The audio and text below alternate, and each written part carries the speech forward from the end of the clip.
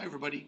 I want to go over the details of how you can send me an entire Visual Studio project, how you can turn that into what's called a zip file so that when I receive it, I can see the entire Visual Studio project. I can open it in Visual Studio and see everything that you did when you're designing it. This can be useful for things like the final project or for any assignment through the course where you have trouble and you want me to take a look at your code.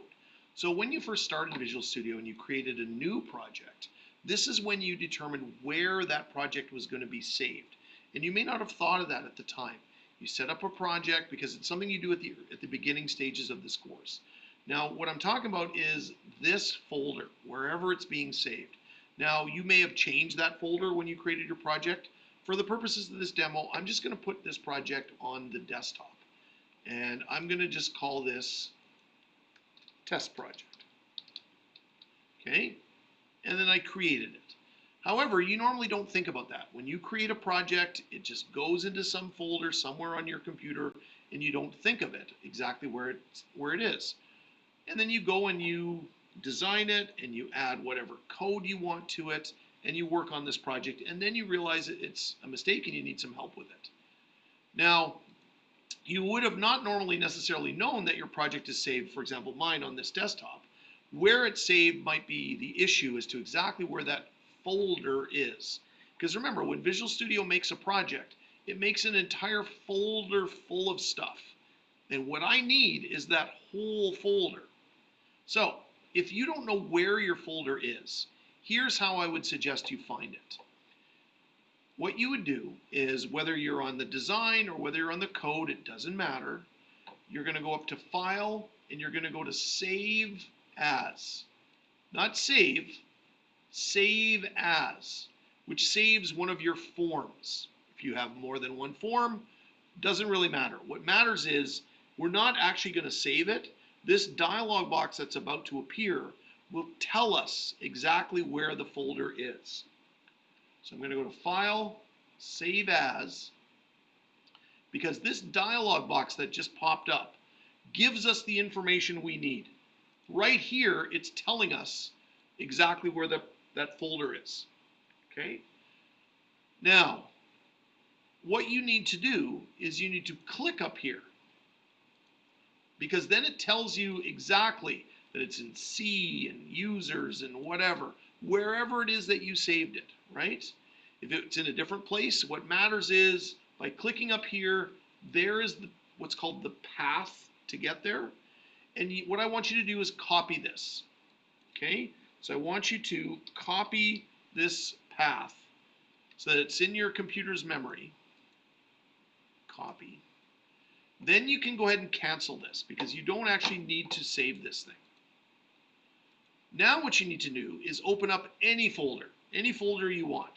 So it doesn't really matter. You open up a folder. Again, doesn't matter. Any folder.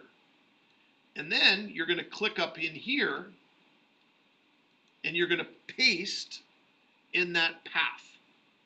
So now it takes you right to the folder, wherever that folder is, that's got all the stuff in it that I need. However, we need to go up one folder from this. So we pasted it in there. We then need to click on this little up button to go up a folder. Because it might be that you've got a whole bunch of folders. But now I can see that's the folder. Now we knew it was on the desktop. But if you didn't know, it would show you where that folder is. Okay, so now that I've got to the folder, here's the next thing you do. You right click on the folder. This is so important, I'm going to repeat it a second time. You right click on the folder, which means it's going to do the folder and everything inside the folder. I right click on the folder. I go to Send To, okay? And then I select Compressed Zipped Folder. Right click, Send To Compressed Zipped Folder. What this does is it puts that folder into a file called a zip file. It's kind of like a backpack. Put it in this backpack, in this zipped file.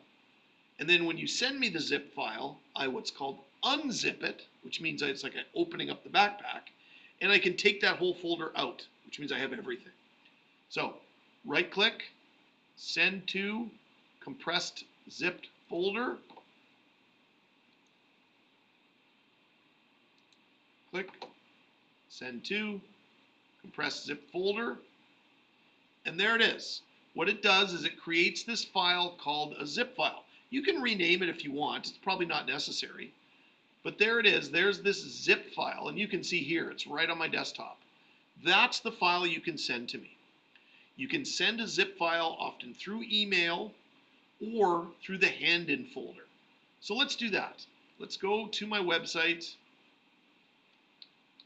Whether you're on the InformNet site or you're on my regular site, you should probably know where the hand-in page is.